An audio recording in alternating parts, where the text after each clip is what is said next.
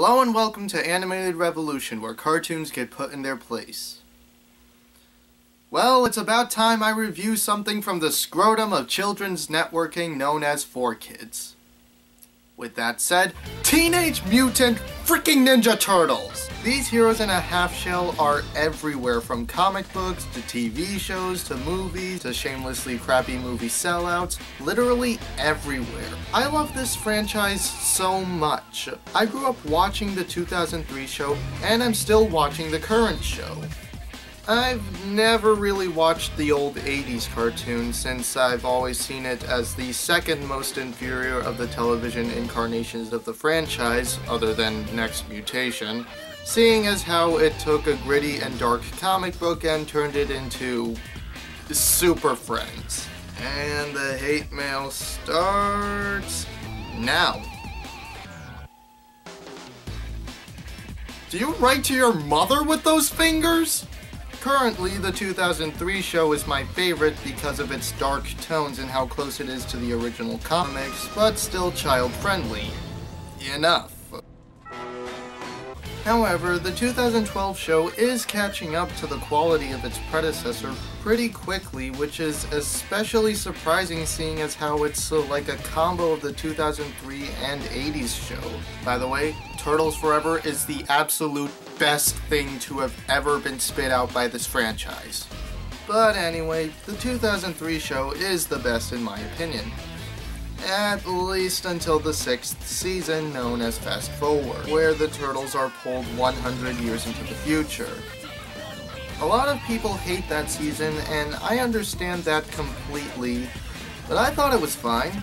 Sure, it's not as good as the past seasons, but it was good enough in my opinion. But then after Fast Forward, we got into the 7th season called TMNT Back to the Sewer, which almost killed the show, which is where we are today. So, strap on your shell and whip out some pizza as we take a look at the first episode of this season, Tempus, Fugit, and see where it all went wrong.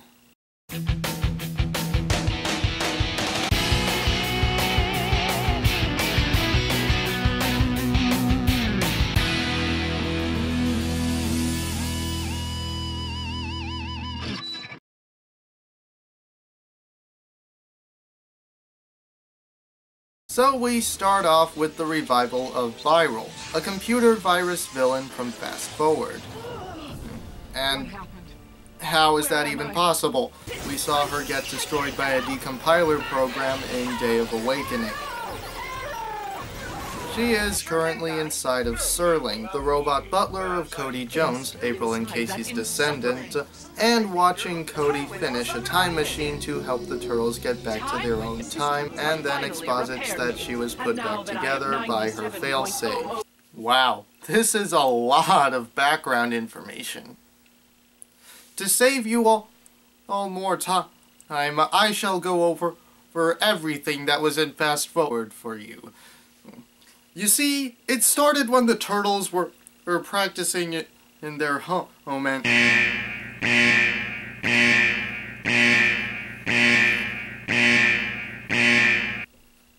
Okay, I get the point. Then after the theme song from the last season, because the Turtles and Splinter leave all of their future crap behind because time stream pollution stuff, and they say goodbye to Cody before going into the time machine. Well, guess this is it. Take care, guys. I won't ever forget you. And we won't forget you, Cody. Thanks for everything! Remember the ninja code. We're gonna miss you, kid. So long. Then Viral takes control of the time window. Oh, yeah, it's called the time window. And Serling is sent through as well before the time window is destroyed. Guys? Serling? Yep, Serling. Arguably the most annoying character in Fast Forward, aside from the robot constable, is going to be in this season. Yay. And then Viral takes control of the time stream and sends the turtles back to dinosaur time.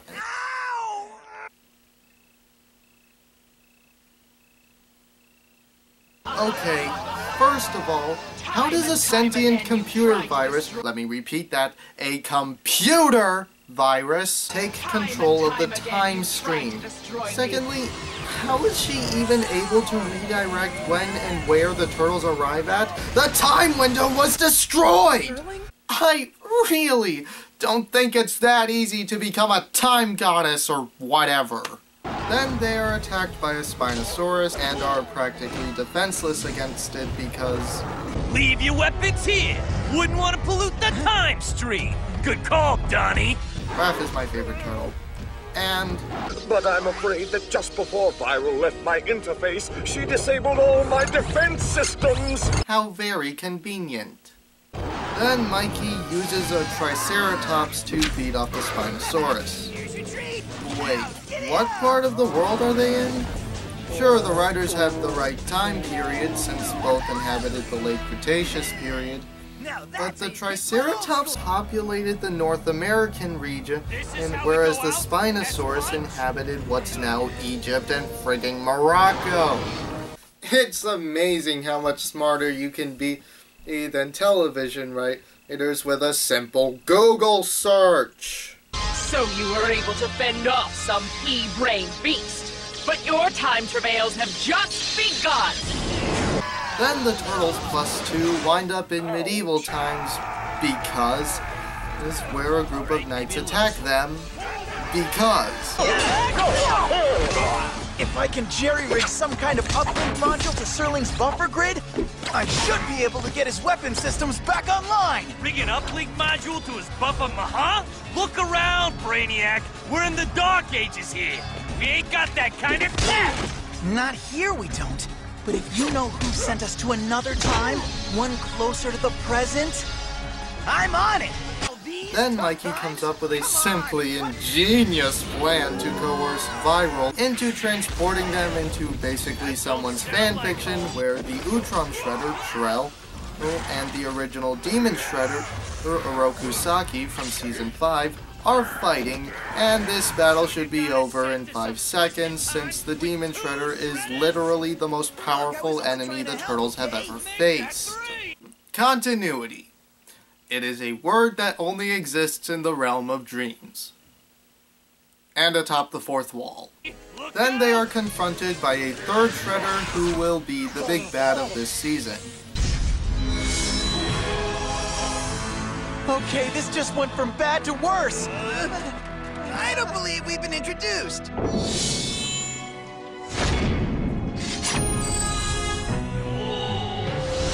Welcome, turtles, to the not-so-distant future! In the not-too-distant future, Where it is time for you to perish! Okay, while this may be freaking awesome, it raises a lot of questions, and I am going to turn off the rant alarm for this. These questions include, how are these 3 Shredders in one place? Demon Shredder was destroyed by complicated magic stuff at the end of Season 5.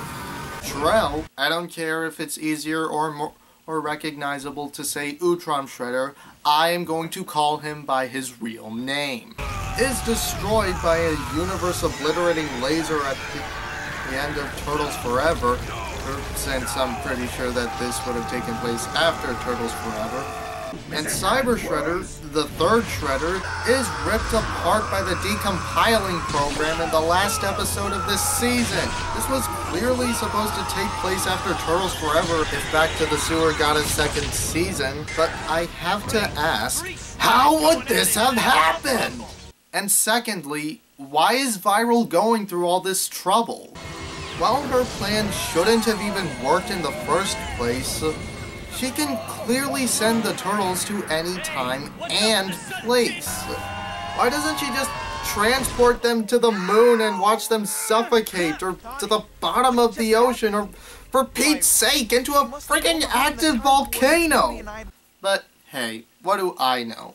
Oh, I'm too stupid to figure out things like how the heck a computer virus infects the flow of time. Then after fighting and getting their shells handed to them by the head lackey of the Cyber Shredder, Leonardo gets the idea to use circuitry from Shirel's exosuit to fix Serling. And they get their butts kicked. You dare strike the one true Shredder! Dude, you knew that name was being used when you took it in the feudal era. Not to mention that the real Orokusaki is on the same rooftop as you. Stop pretending! Splinter gets the other two Shredders to attack Shirel by making them aim their fire at him because, well... You mean taking on our arch rival without any weapons ain't giving us an edge? Have I mentioned that Raph is my favorite Ninja Turtle? Well, I'm going to right now. Raph is my favorite Ninja Turtle. Then Donatello uses circuitry from Shirel's exoskeleton to repair Serling. Are all your systems up and running, including your weapons? I believe so. Then open up! Turtle X mode! Quick!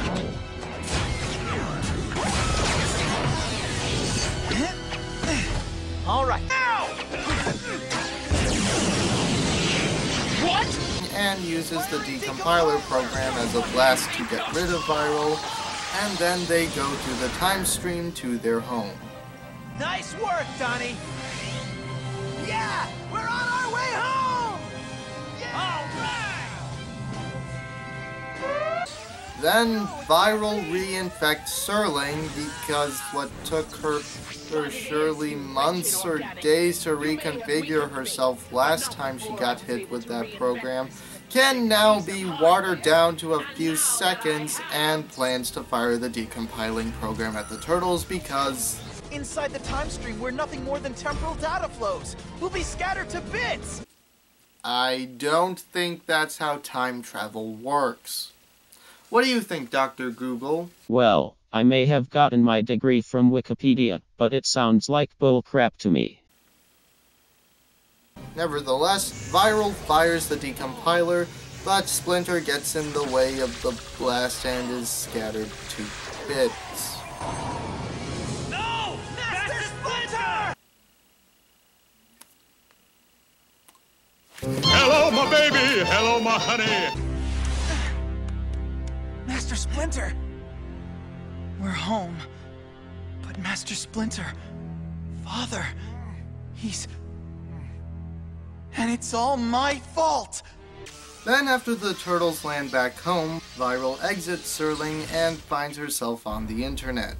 Huh? These antiquated programming codes. These rudimentary data pulses. This must be what the primitive humans once called the internet. What a pathetic and feeble display. I mean, look at all these cat videos and bigoted comments and chat rooms and... what is that? Oh my gosh, that's a lot of porn! Then she comes across a data vault that she believes can repair her systems. But it's a Foot Clan data vault, and then Viral systems get corrupted and...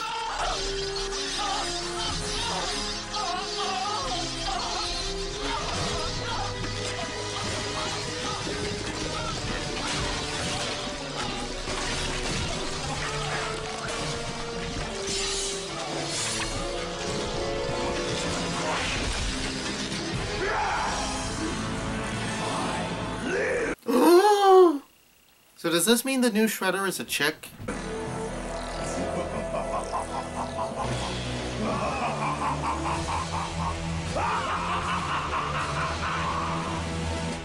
So that's how Back to the Sewer started. Stupid time travel laws, stupid geography, stupid villain plans, stupid build-up that won't get paid off, and the birth of a new villain. What the shell happened? I mean, this was the first episode of a new season. How did this go so wrong?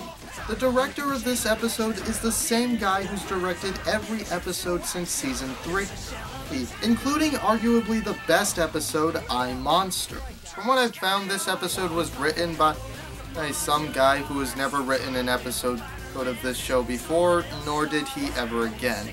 And, I don't know, maybe the writers weren't entirely sure what they were going to do with this season, and maybe that 3 Shredder battle was supposed to be Turtles Forever or something. But still, this was a terrible start for a new season of a show with its ratings already dropping. The plot of the episode was stupid, and it serves as both a pretty lackluster conclusion to Fast Forward and an equally lackluster beginning to Back to the Sewer. However, I'm not done with this season, since I plan to review every episode of this stupid season. And in the meantime, however, if you want some good Ninja Turtles action, then I suggest you check out the current show going on. It's amazing. Until next time. Teenage Mutant Ninja Turtles. Turtles count it on. 1, 2, 3, 4. Turtles. You can chain reaction. Turtles. Living underground. Turtles. Ninjutsu action. Turtles. It's a shell of a town. Turtles count it on. 1. Live by the code of the martial arts. 2. Never fight unless someone else starts. 3. Always stick together no matter what. 4. If all else fails, then it's time to keep on.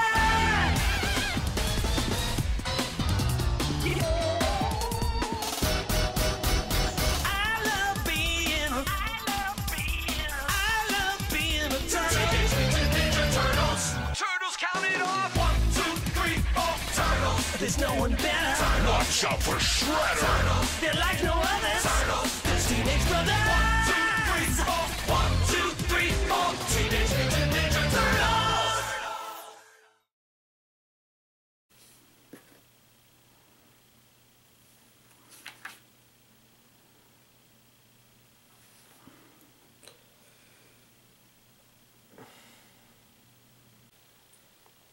Okay. Yeah. Cool. Alright, I'll have them to you by next month. Okay? Bye. Good news. Who's that guy? Hey, that you sold the screwdriver or two, who is willing to trade back for a pair of roller skates. Yeah, that's great. Didn't you hear me? We're getting the screwdriver back. Yeah, sure.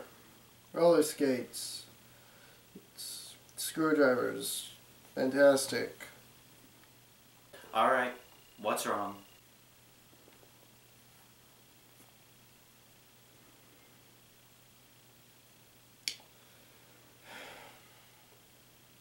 I don't know. I'm just trying to look through this book for anything we can use against that nuts and bolts guy.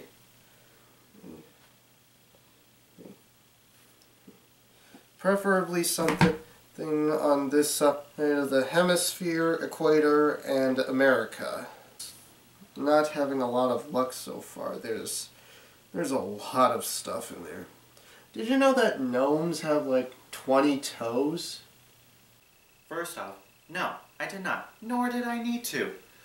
Secondly, why are you so worked up? You kicked that resin guy's butt last year. And we have more equipment on the way. So, what's wrong? Yeah, but this nuts and bolts guy, he has a teleporter now. Assuming he's strategic enough, if he could teleport a bomb into the basement of this place and we'd never know. Well then, why hasn't he? Who knows? On the other hand, maybe he's just trying to lure us into a false sense of security. Maybe he's just waiting for us to be so overconfident and to make us feel so powerful that when the moment is right, he'll teleport us to the moon where the vacuum of space Ace will consume us and suffocate us to death, and then he'll blow this house up for the buried treasure or some crap.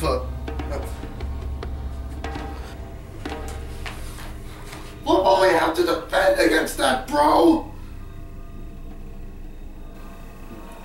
A bow staff, gummy berry juice, a gun, bulletproof force field, the gin buster, start your martial arts training, a sonic screwdriver, and I'd say we're pretty well armed. Oh, and super healing pants. Yeah, but what if that isn't... Oh, wait. Super healing pants? Yeah, remember when the mercenary first showed up?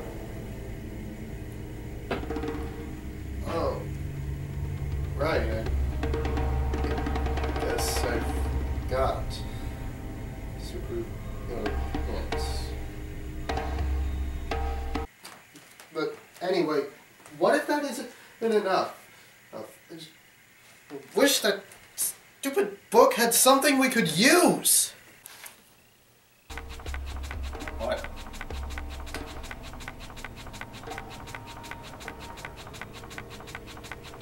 One moment.